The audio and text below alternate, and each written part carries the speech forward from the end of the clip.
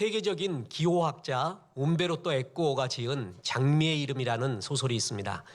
그 소설에 중세의 신학, 생활상, 여러 논쟁들, 교리, 철학, 예술 참 많은 게 들어가 있는 대작입니다. 그 장미의 이름은요, 중세가 저물고 르네상스가 시작될 무렵에 이탈리아 어느 북부 수도원에서 일어난 사건을 이야기합니다.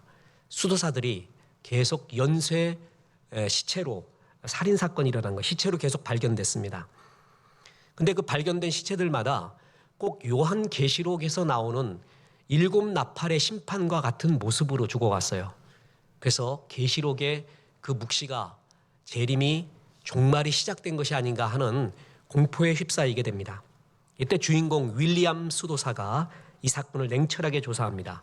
그러던 중에 이 수도원 어디 내부에 도서관 밑에 밀실을 발견하게 됩니다. 거기에 늙고 눈먼 수도사인 호레라는 사람이 있는 걸 봤어요.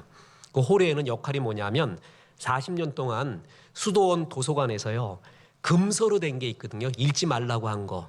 그거를 수도사들이 못 읽게 하는 역할을 했던 장본인이었습니다.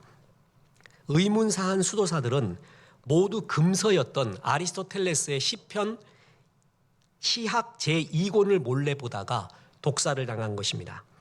윌리엄이 마침내 이 사실을 밝혀내자 호르에는 그 독약이 묻은 아리스토텔레스의 책을 막 씹어먹어요.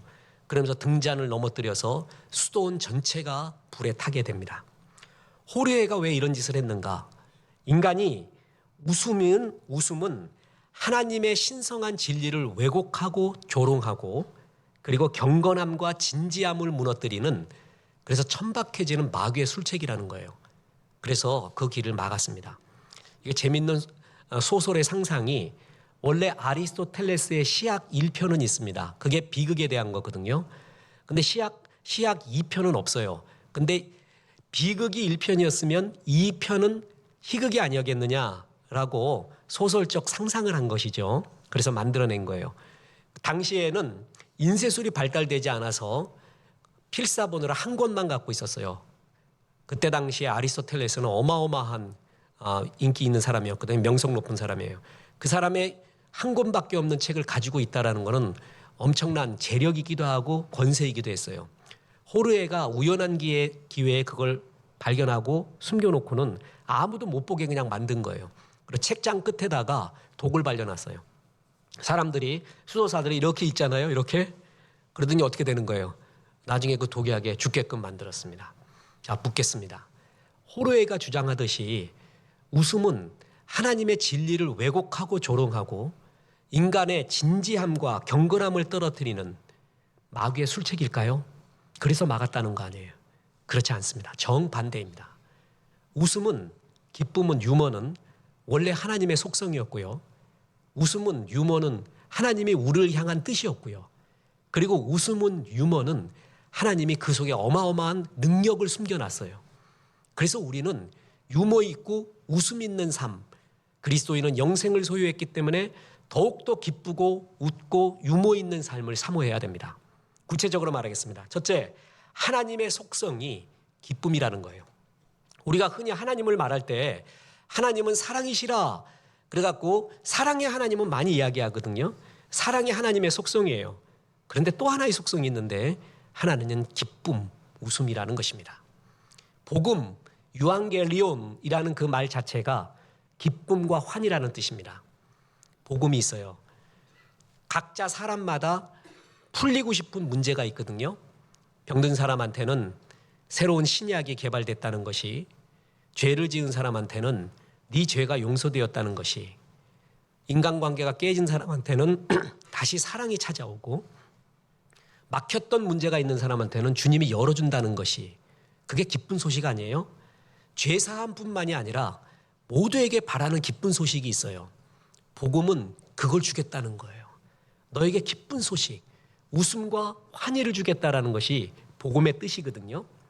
수년 전에 죽은 기독교 철학자인 엘튼 트루블러드라는 사람이 있어요. 트루블러드, 진짜 피라는 사람. 이름 자체가 웃겨. 이 사람이 지은 책, 유명한 책이 뭐냐면 유머 오브 크라이스트, 그리스도의 유머라는 책인데요. 거기에 이런 글이 나옵니다. 하나님은 매우 유머가 풍부하신 분이시다. 만일 우리 하나님이 얼마나 유머가 넘치는 분인지 알 수 있다면 하나님의 백성들이 그분에게 다가가는 방식은 훨씬 더 부드러워지고 훨씬 더 친밀해질 것이다. 너무 경건하고 높이 계신 하나님이 아니라 하나님이 얼마나 유머 있고 재밌는 분이라는 걸 알면 너무 가까이 있을 거라는 거예요. 제가 그래서 시중에 나와 있는 유머책을 거의 다 섭렵을 했습니다. 그래서 우리 집사람한테 얘기했어요. 제일 웃긴 거 말해주겠다. 이거 말하면 어디든 빵 터진다.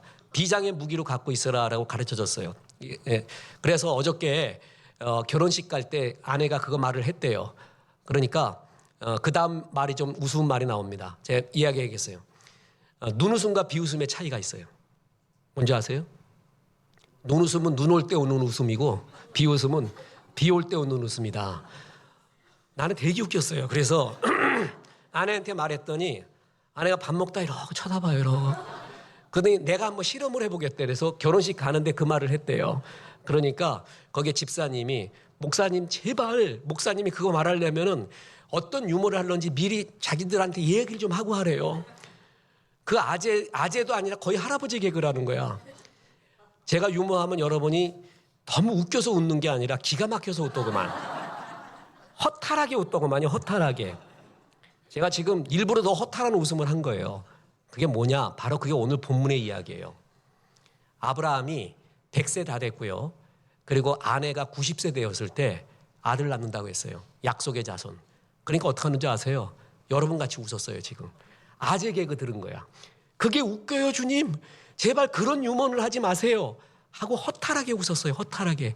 말도 안 된다. 그게 오늘 본문 아니에요. 보세요. 본문 16절에 내가 그에게 복을 주어 그가 내게 아들을 낳아주게 하며 이렇게 말하니까요. 17절에 아브라함이 엎드려 웃으며 마음속으로 이르되 지금 이게 아재 개그 들었을 때 웃는 거예요. 말도 안 된다는 소리예요. 그랬더니 그렇게 웃고 나니까 하나님이 19절에서 뭐라 그러는 줄 아세요?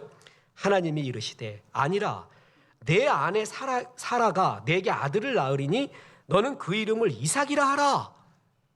쉽게 설명하겠어요. 그러고 났더니 애가 진짜 낳았어요. 아들이 낳았단 말이에요. 그랬더니 뭐냐 하니까 21장 6절 오늘 본문에 보니까 사라가 이르되 하나님이 나를 웃게 하시니 듣는 자가 다 나와 함께 웃으리로다. 자, 이 스토리를 잘 보세요. 하나님이 약속 주셨잖아요. 그러니까 허탈하게 웃어요. 그게 말이냐고, 그게 개그냐고 웃었어요. 그런데 진짜 그 일이 이루어졌어요. 그래서 진짜 웃었어요. 그런데 그 웃음의 이유가 뭐예요? 아들을 낳았잖아요. 그 아들의 이름이 뭔지 아세요? 이삭. 그게 웃음이라는 뜻이에요. 허탈한 웃음을 진짜 웃게 하시고 그 이유, 웃음의 이유가 웃음 때문에 웃게 하시는 하나님. 여러분, 이게 하나님의 유머와 기지입니다. 참 재밌어요, 하나님이. 그래서 불경건한 표현일 수도 있지만 이스라엘의 역사, 하나님 나라의 역사는 디바인 조크, 하나님의 조크, 하나님의 유머로 시작된 거예요. 하나님이 이스라엘을 시작할 때요, 아주 번개치고 무시무시한 엄숙한 상태에서 시작한 게 아니라 아주 웃기게 시작했습니다. 야, 아들 낳을 거야? 너 웃었지? 안 웃었대 자기들이. 웃었느니라. 내가 아들 낳게 진짜 해줄게. 그러나 봅시다 이런 거야. 진짜 낳았어요. 와, 진짜네? 그 아들의 이름이 또 웃음이네? 이게 도대체 무슨 일이야? 사라가 말합니다. 야, 이런 일이 일어났구나. 내가 웃으니 함께 웃읍시다. 우리 다 같이 한번 웃어봅시다. 하나님이 허탈한 웃음을 진짜 웃음으로 바꿨습니다. 그게 오늘 본문의 스토리예요. 이스라엘은 유머로 시작됐어요. 웃음으로 시작됐어요. 하나님이 우리에게 지으신 만물들을 한번 보세요. 흙으로 사람을 만들었어요. 멋진 재료로 만든 게 아니라 천지 사방에 널려있는 흙으로 만들었어요. 그거로 최고의 작품을 만들었습니다. 홍해는 목자들이 들고 다니는 냄새나는 지팡이 갖고 말랐어요. 신비한 게 아니란 말이에요. 이 하나님의 넉넉함과 유머를 한번 보십시오. 골리앗이 뭐에 맞아 죽었어요? 레이저 빔이에요? 석궁이에요? 신형 대포냐고요? 총이냐고요? 길거리에 흔하디 흔한 돌멩이 갖고 죽였어요. 뿐만 아닙니다. 삼손이 블레셋 사람 1000명을 죽입니다. 때려잡았어요. 나귀 턱뼈래, 당나귀 턱뼈. 길거리에 있는 당나귀 턱뼈. 지금 우리나라 말로 하면 뭐냐면 개뼈다구로 죽였다는 거예요. 그거 얼마나 재밌어요. 하나님이 참 유머가 있는 분이에요. 엘리야가 갈멜 산상에서 역사를 일으키고 난 다음에요. 아합과 이사벨이 죽인다 그래갖고 산속으로 숨어 들어갑니다. 그때 하나님이 엘리야를 어떻게 먹이셨는가? 만약에 사람이 딱 이렇게 가봐요. 어떻게 이상하게 생긴 사람. 나 같은 사람이 가도 주목받거든요. 우리 연우진 청년 같은 사람 가면은 뭐 바로 걸려, 바로. 어느 놈이 가느냐, 누가 가느냐. 못생긴 사람 가도 걸리고 누가 가도 걸려요. 그 밥 주면 금방 걸려요. 개가 물어다 준다고 해봐요, 개가. 그래도 저 개가 왜 맨날 동일한 때 저렇게 가냐? 그 개도 걸려요. 아무도 의심하지 않는 까마귀. 까마귀가 거기 날아가는데 누가 뭐라 그럴 거예요. 하나님은 그래가지고 엘리야를 먹이거든요. 정말 웃음과 해악이 넘치는 하나님이에요. 하나님이 정말 속성이 이런 것이 있구나 뿐만 아닙니다. 예수님이 태어난 곳이 어디죠? 베들레헴. 뜻이 떡집이라는 뜻이에요. 벳이 집이고 레헴이 떡이에요. 떡. 예수님이 상상수훈을 할 때 저는 이렇게 말했을 것 같아요. 오병이어의 역사를 하잖아요. 떡 많이 먹었느냐 아그들아. 내가 떡집에서 태어났다. 그래서 내가 너희한테 떡을 준다. 그런데 그 떡보다 더 중요한 떡이 바로 나야. 내가 생명의 떡이거든. 계속 거기서 떡을 얘기한 거예요. 얼마나 재밌는 표현이냐 말이에요. 주님을 떡집에서 태어나게 하셔서 떡을 먹여주시고 그리고 그 떡보다 더 소중한 건 생명의 떡이라고 내 자신이 그렇다고 말하는 하나님의 이 유머와 위트를 한번 보십시오. 아까 말했던 엘턴 트루블러드가 그리스도의 유머에서 이런 말 했습니다. 복음서에 나타난 대부분의 비유에 그리스도의 유머가 녹아있다. 저는 이거 동의합니다. 제가 읽었던 예수님에 대한 논문 중에서요. 정말 제일 감격스럽고 무릎을 쳤던 논문들이 있습니다. 예수님의 언어 사용법에 대한 논문이거든요. 예수님의 말이 정말 재밌었어요. 위트가 넘쳤고요. 웃음과 해악이 넘쳤어요. 예수님은 그 말하는 것이 바리새인과 서기관 같지 아니하고 권세 있는 자와 같다 했거든요. 그 이유가 두 가지예요. 하나는 그 뿌리가 하늘에 닿아 있어요. 두 번째가 그 하늘에 닿은 진리를 땅의 언어, 민중의 언어, 너무나 재밌고 해학적이고 유머러스한 말로 했다는 거예요. 저는 이걸 할 때 얼마나 기뻤는지 몰라요. 그래서 인문학을 하나님께 책에도 그걸 적었죠. 예수님의 언어가 인문학의 대가예요. 인문학에서 나올 수 있는 수사법이 거기에 다 나옵니다. 자, 보세요. 예수님이 이런 말을 했습니다. 바리새인과 서기관 가리켜 하루살이는 걸러내고 약대를 삼키는 자들아. 이게 우리나라 말로 하면 잘 이해가 안 가거든요. 근데 예수님이 당시 썼던 말이 아람어예요. 아람어의 하루살이는 감라예요. 감라. 그리고 약대는 갈라예요. 갈라. 그러면 말 하나의 차이잖아요. 이게 무슨 말이냐면 제가 설교할 때 이런 말 하잖아요. 이 세상에서 제일 나쁜 사람은 나뿐인 사람입니다. 그럼 쫙 들어오죠. 이게 워드플레이, 언어 유희거든요. 근데 약대와 하루살이가 감나 갈라 그러면서 쏙 들어오는 말이에요. 예수님의 언어 사용이 이랬단 말이에요. 이 독사의 자식들아 이런 말 했거든요. 그거를 굉장히 문학적으로 보지 말라 그랬죠. 그때 팔레스타인에서 길거리에 흔하디 흔한 게 독사 뱀이에요. 우리나라에서는 길거리에 흔하디 흔한 게 뭐예요? 도구 아니야, 도구. 그러니까 그걸 지금 우리나라 말로 하면 어떻게 되는 거야? 으크라 이런다란 말이야. 바리새인과 서기관이 쓰는 말이 아니에요. 예수님은요. 하나님의 아들 하늘에서 그냥 민중의 해박한 말을 그냥 써버렸어요. 사람들이 너무 좋은 거예요. 그 말이 쏙 들어와요. 예수님의 비유, 도치, 거룩한 것을 개에게, 돼지에게 이런 말을 연결시키는 이 언어학적 유머와 해악. 예수님이 정말 유머 넘치는 분이었어요. 옆에서 들으면 너무 재밌는 거예요. 제자들 부를 때도 이름으로 안 부르고 그걸 별명으로 부르잖아요. 그죠? 베드로는 뭐예요? 원래 시몬이었잖아요. 근데 베드로가 뭐라고요? 페트라, 반석. 그래서 반석아 그런 거 아니에요. 짱또라 그런 거예요. 그리고 요한복음은 우레의 아들이라 그랬잖아요. 냄비야, 그거 똑같은 거예요. 냄비야. 끓을 때 확 끓었다가 식을 때 확 식는 놈아. 얼마나 재밌는지 몰라 예수님이. 그러니까 예수님도 이 유머와 해악이 그 가운데 아주 넘쳤습니다. 뿐만 아닙니다. 성령이 임하고 난 다음에 우리 성도들에게 맺혀야 되는 열매, 아니 맺혀가고 있는 열매를 또 이야기할 때 갈라디아서 5장 22, 23절 유명하잖아요. 거기에 이렇게 나옵니다. 오직 성령의 열매는 사랑과 희락과 화평과 오래 참음과 자비와 양성과 충성과 온유와 절제니. 사랑 다음에 나오는 말이 뭐예요? 희락, 기쁨이라는 거예요. 성령에 정말 지배받는 사람의 특징이 뭔지 아세요? 얼굴에 기쁨이 있어요. 웃음이 있어요. 유머가 있어요. 마귀의 특징이 뭔지 아십니까? 사나합니다. 어둡습니다. 음침해요. 왜 패션 오브 크라이스트 그 영화에 보면 뒤에서 음울한데 이렇게 있으면서 싹 째려보면서 하나의 웃음도 없고 어두움 그 자체고 뭐 잘못된 거 있나 그것만 쳐다보고 있는 사람 나오잖아요. 그게 마귀의 딱 이미지예요. 근데 성령의 이미지가 뭐냐? 웃음이라는 거예요. 예수님, 하나님이 보시기에 좋았더라. 기쁨이 있었던 분, 하나님이 우리도 유머스럽게 인도했고 예수님의 언어도 그랬고 성령의 열매도 뭐예요? 기쁨과 환희와 웃음이 있다. 하나님의 속성이 사랑만 있는 게 아니라 바로 이런 웃음과 기쁨을 우리에게 주고자 원하는 주님의 속성이 있다는 거예요. 두 번째, 우리가 왜 유머 있는 삶을 추구해야 되는가? 이유가 있습니다. 웃음과 유머는 우리를 향한 하나님의 뜻이라고 했습니다. 보세요. 데살로니가 전서 5장 16절부터 항상 기뻐하라, 쉬지 말고 기도하라, 범사에 감사하라. 이것이 그리스도 예수 안에서 너희를 향하신 하나님의 뜻이다. 하나님의 뜻을 정확하게 말해준 게 이거거든요. 항상 뭐라고요? 쉬지 말고 기도하래요. 범사에 감사하래요. 그거 앞서 있는 것이 뭐예요? 항상 기뻐하래요. 주님이 기뻐하는 것을 주의 뜻이라고까지 말하고 있어요. 우리를 향한.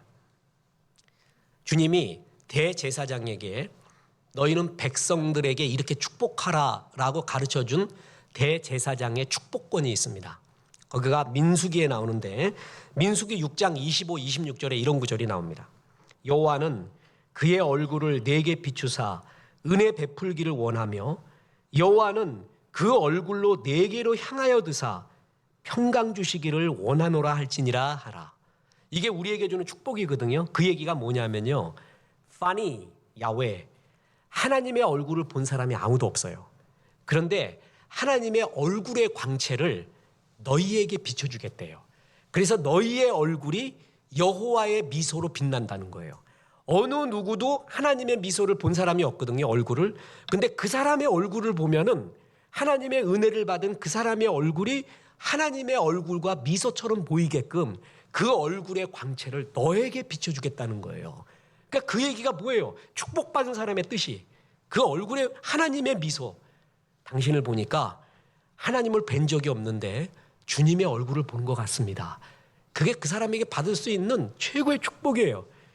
항상 기뻐하라. 그 얼굴을 향하여 여호와의 얼굴이 빛나게 하라. 이것이 하나님이 우리를 향한 뭐라고요? 뜻이라는 거예요. 뜻. 그래서 뭐예요? 우리는 항상 하나님 앞에서의 환희, 특히 영생을 소유한 사람이기 때문에 쓴웃음과 조소가 아닌 진짜 영혼의 기쁨이 넘쳐나야 되는 것이 주님이 우리를 향한 뭐라고요? 뜻이라는 거예요. 그러니까 아예 이 유머와 웃음 있는 삶, 환희의 삶이 나를 향한 뜻이라는 거. 그래서 우리는 유머 있는 삶을 사모해야 됩니다. 끝으로 왜 우리가 유머 있는 삶을 사모해야 되는가?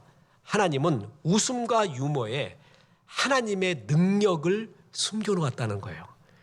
우리가 의외로 주의 능력이 웃음에 있다는 것을 잘 몰라요. 근데 엄청나게 능력에 숨겨놨어요. 하나님이 말에다 숨겨놨거든요. 네가 믿음의 말을 하느냐 아느냐에 따라서 운명이 좌우될 정도로 말에 하나님의 능력을 숨겨놨는데 또 하나의 하나님의 능력이 숨겨진 게 웃음이에요. 기쁨에 숨겨놨다는 거예요. 그래서 자, 따라해 보겠습니다. 하나님을 웃겨드리십시오. 그러면 역사가 일어납니다. 이거 진짜 실현한 사람이 있어요. 구두 집사님이라고 예화 들었었죠. 남편이 아무리 뭐 기도하고 금식하고 뭐 그래도 안 나오더래 교회에. 그래서 주여 할 수 없습니다. 그래서 구두 먼저 갖고 왔다는 거 아니야. 구두, 남편 구두. 그 재단에 딱 갖다 놓고 주여 일단 구두부터 왔습니다. 하나님 도와주시옵소서. 교회 소문이 다 퍼져. 남편 귀에도 들어가요. 되게 혼날 줄 알았더니 집안 망신 시켰다고 동네 창피해서 못 살다고 그럴 줄 알았더니 그냥 웃으면서 나가주더래요. 그렇게 내가 나가는 게 좋아? 한번 나가주지. 그래서 나갔는데 은혜 받고 집사 된 거야. 그랬더니 이 집사님 간증이 하나님을 웃겨드려 보래. 그럼 역사가 일어난대. 참 재밌지 않아요? 그 표현이요. 웃고 웃겨드린다는 게 친밀한 관계 아니면 안 되거든요. 내가 어떤 사건 놓고 웃는다는 거는요, 이 문제보다 하나님이 더 크다는 걸 인정하는 거예요. 감사함으로 너희 구할 모든 것을 아뢰라. 그리하면 지각에 뛰어난 하나님의 평강이 너희 마음과 생각을 지킨다 그랬죠. 감사함으로 아른다는 게 뭐죠? 이 문제가 있어도 주님이 더 큽니다라는 걸 인정하는 거예요. 그게 감사와 웃음과 유머라는 것이죠. 그럴 때 마음과 생각이 지켜지는 거예요. 역사가 일어나는 거예요.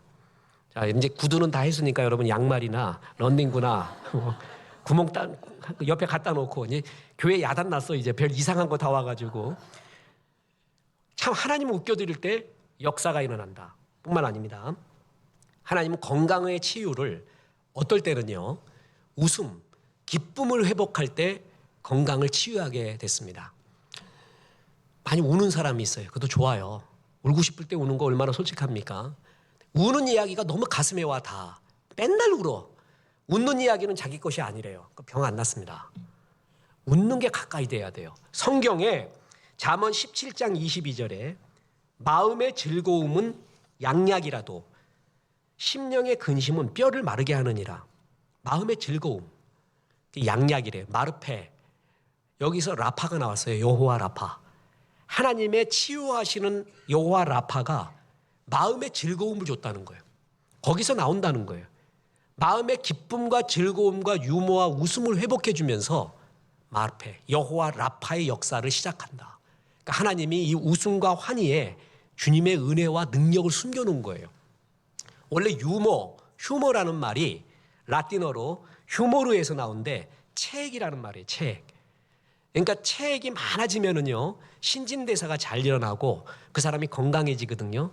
주님은 웃음을 통해서 우리에게 기쁨과 순환이 많이 되게 주님이 만들어준 겁니다. 제가 퀴즈 하나 내드리겠습니다. 이 사람이 누구인가?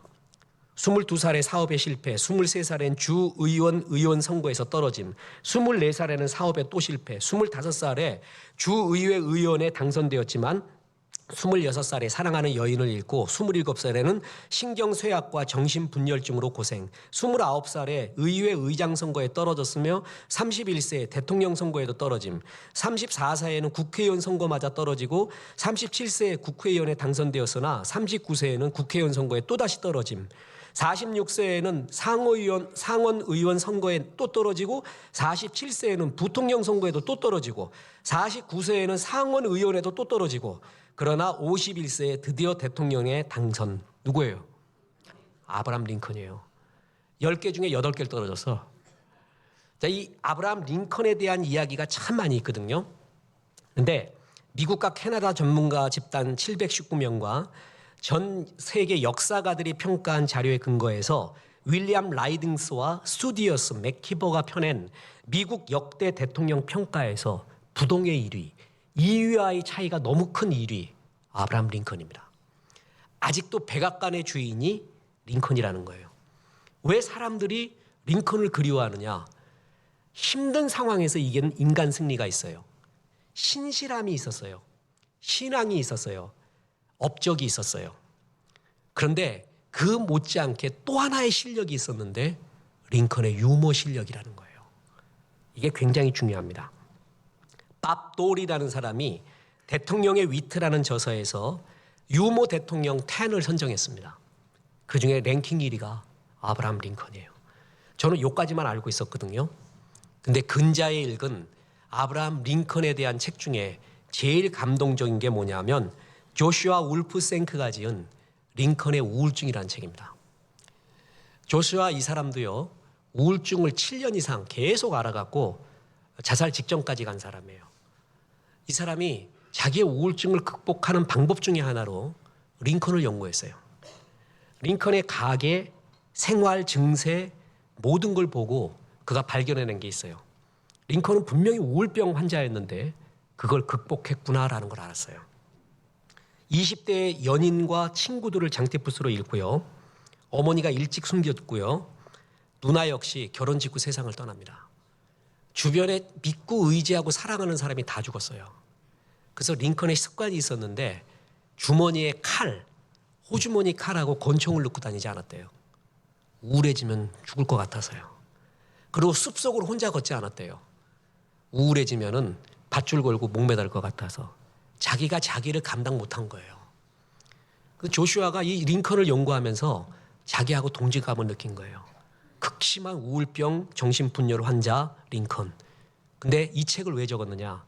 링컨이 그걸 극복한 두 가지가 있었다는 거예요. 하나가 신앙심, 또 하나가 유머라는 거예요. 링컨은 끝없이 유머 훈련을 했대요. 그래서 이런 말을 합니다. 나는 울지 않기 위해 웃어야 한다.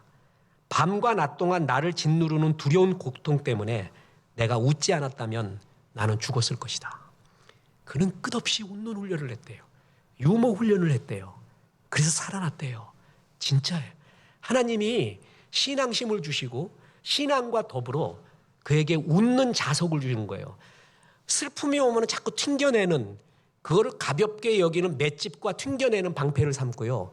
우스운 이야기가 오면 자꾸 끌어당기는 거예요. 그래서 그 웃음을 만들어내는 훈련을 했다는 거예요. 마음의 즐거움은 양약이라고 정말 그랬어요. 주님이 이 우울증과 정신적 괴로움을 극복하는 방법 중에 하나가 바로 웃음을 훈련하게 했다는 거죠. 저는 굉장히 공감합니다. 웃음에 하나님의 역사하심과 치유의 힘을 실어놓고요. 뿐만 아니라 웃음 속에 관계가 아름다워지고요. 내 스스로가 반성하는 역사, 이런 걸 다 해놨잖아요. 여러분, 유머 있는 사람 다 좋아합니다. 사교계에서 최고의 빛나는 의상은 유머다라는 말이 있어요. 누가 관계에서 제일 멋있는가? 야박하고 저속하고 그러한 양아치 같은 유머가 아닌 품이 있고 정말 괜찮고 울어야 될 상황에서 웃음을 이야기할 수 있는 그 넉넉한 유머 가진 사람 다 좋아합니다. 리더의 자격 중에 최고가 유머를 갖는 것이 굉장히 중요해요. 그래서 이종손 씨가 지은 따뜻한 카리스마라는 책에 보면 우리나라 사회에서 성공한 사람들의 매력이 뭐냐, 경쟁력이 뭐냐, 카리스마가 있대요. 근데 그 카리스마는 그냥 무서운 카리스마가 아닌 따뜻한 카리스마래요. 그 따뜻한이 뭔지 아세요? 유머라는 거예요. 유머. 성공한 사람들의 공통점이 따뜻한 카리스마인 유머 능력을 가지고 있다. 그래서 백악관에서요, 연설을 하잖아요. 그럼 대통령이 만드는 게 아니잖아요. 보좌진이 그 작가들에 의해서 만들어집니다. 그 작가들도 여러 부류가 있어요. 수석 작가가 있고 나머지가 각 분야에서 그 작가의 글들을 받아가지고 이렇게 하는 거예요. 그래서 이제 연설문 하나와 중요한 선언을 갖다가 하는데 이 중에서 굉장히 비싼 게 있대요. 뭐냐면 연설문을 삽입할 때 그 상황에 정말 잘 맞는 유머, 그 유머를 삽입할 때 몇천 달러를 준대요. 그 한 줄에. 나 그런 아르바이트만 좀 어떻게 자리가 있으면은, 그러니까 이 심각하고 어려운 상황에서 이 유머가 그걸 풀 수 있는 길이 될 수도 있고 넉넉함을 보일 수도 있고 백성들한테 자신감을 줄 수도 있는 그거 있잖아요. 그거 한 줄의 유머래요. 감동적인 말이 아닌 한 줄의 유머에 그게 속해 있대요.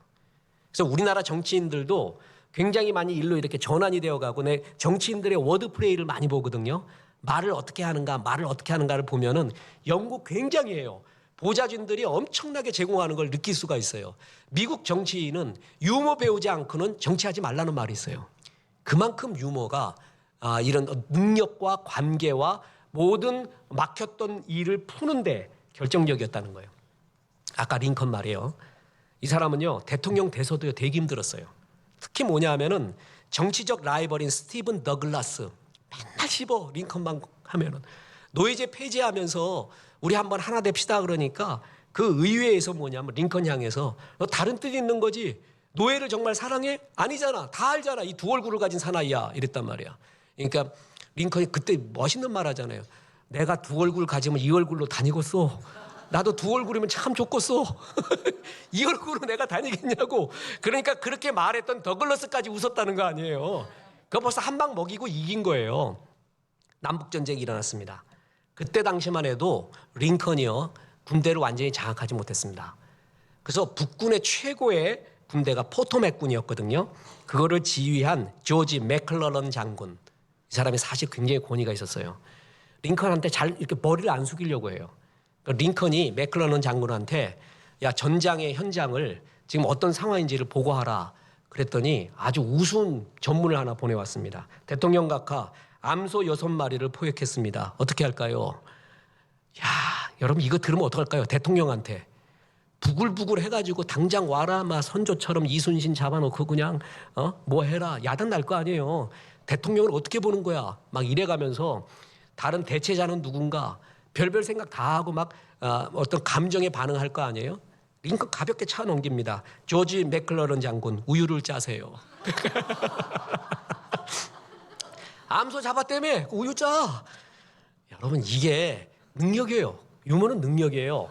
그게 여유가 없고요. 하나님 앞에서의 넉넉함이 없잖아요. 그럼 자꾸 감정이 일어나요. 감정. 근데 주님 앞에서의 큰 마음 성령의 환희를 주면은요 여유가 생겨요. 그 여유에서 나오는 유머와 웃음이요 정말 관계를 풀고 하나님의 역사가 나타나게 된다는 거예요. 레이건 대통령 아시죠? 1981년 3월에 어떤 개인적인 정신질환이 있는 사람이 총을 맞았어요. 그래서 백성과 아내가 너무 걱정하잖아요. 그때 아내 낸시한테 그랬다는 거 아니에요. 여보, 왜 총알 얘기는 안 했어? 나 총알 피하는 법을 잊어먹었네. 당신이 이것까지 잔소리했으면 내가 피하는데 낸시가 한 번도 총알 얘기는 안 했대. 그래서 자기가 맞았대. 그리고 병원에 들어갔습니다. 그러니까 의사하고 간호사가 나오잖아요. 수술하려고. 그러니까 수술하기 전에 이렇게 물어보면서 당신 공화당이요? 민주당이요? 공화당이면 좋을 것 같은데. 자기 좀 잘 치료해달라고. 다 나왔어요. 그때 지지율이요 83%까지 상승합니다. 근데 그 다음 해에 지지율이 32%로 떨어지게 됩니다. 비서진과 보좌관들이 걱정해요. 그때 레이건이 비서 갖다 모아놓고 참모들 모아놓고 이야기합니다. 아 걱정하지 마. 끝까지 그 지지율 그데 총 한 방 더 맞으면 되지 뭐. 이제 어느 쪽이면 돼. 웃을 수밖에 없어요. 잘하건 못하건 그 사람이 갖고 있는 그 여유와 능력. 그럼 이게 사람을 참 푸근하게 하고 그 사람에 대한 뭐를 줘요? 신뢰감을 줘요. 제 중학교가 미션 스쿨이었는데 저는 초등학교, 중학교, 고등학교, 대학교 그 모든 교가 다 잊어먹었는데 중학교 교가만 기도해요. 그건 뭔지 아세요? 노래하고 다시 합시다. 그리고 또 노래하고 다시 합시다. 그게 계속 반복돼. 랄랄랄라 시스푼마. 노래하고 다시 합시다. 그래서 나 또 궁금증 많으면 내가 못 참는 사람 아니에요. 그래갖고 물어봤어요 선생님한테. 랄랄랄라 시스푼마가 뭡니까? 그러니까 그리고 응원을 할 때 와칼라카 칭, 와칼라카 총, 와칼라카 칭칭 총총총 그래요. 그러면 중학생이 그러면 고등학생이 일어나가지고 말라카시 카시코 살라미카 파비체 니칼랑카 탈란토 막 이러는 거야. 도저히 그게 무슨 말인지 몰라갖고 물어봤어요. 와칼라카는 뭐고 랄랄랄라 시스푼마는 뭐고 말라카시카시코는 뭐냐라고 내가 진짜 물어봤다니까. 그러니까 웃기는 얘기래 그냥 그게 웃는 얘기래. 웃기는 얘기래. 잊혀지지가 않아요. 선생님이 한 말 다 잊어먹었는데 웃긴 것만 기억나. 유쾌하게 웃긴 거. 노래하고 다시 합시다. 노래하고 또 다시 합시다. 그게 어떻게 교가가 되는가? 근데 왜 이런 걸 교가로 만들었는가? 제가 만약에 저도 시를 짓고 제가 노래를 짓잖아요, 새로. 그럼 저는 아주 심플한 곡을 짓고 싶어요. 복잡하지 않고 심플한데 가슴까지 영혼까지 가는 노래하고 다시 합시다. 막 이런 거 있잖아요. 그게 그렇게 좋아요. 하나님이 우리를 향한 뜻이 바로 웃음이에요. 그래서 마귀는 웃음과 회개가 없습니다. 그래서 마귀의 책략을 나온 스크루테이프의 편지에 보면 그런 말이 나와요. 인간들에게 웃음과 기쁨을 제거하면 하나님으로부터 멀어진다. 정확해요. 그러니까 마귀가 우리를 무기력하게 만드는 방법을 알거든요. 그게 뭐라는 거예요? 웃음과 미소, 유머를 없애버리는 거예요. 그러니까 자꾸 울게 만들어요. 그러면 하나님으로부터 멀어지고 마음도 심히 다운된다라는 거예요. 자, 우리가 흔히 마귀를 대적하라 그러잖아요. 그러면 오늘 또 솔라데오가 십자가 군병들아 찬양했잖아요. 무기, 기도, 금식 이런 것만 생각해요. 마귀를 대적할 수 있는 또 하나의 무기가 뭔지 아세요?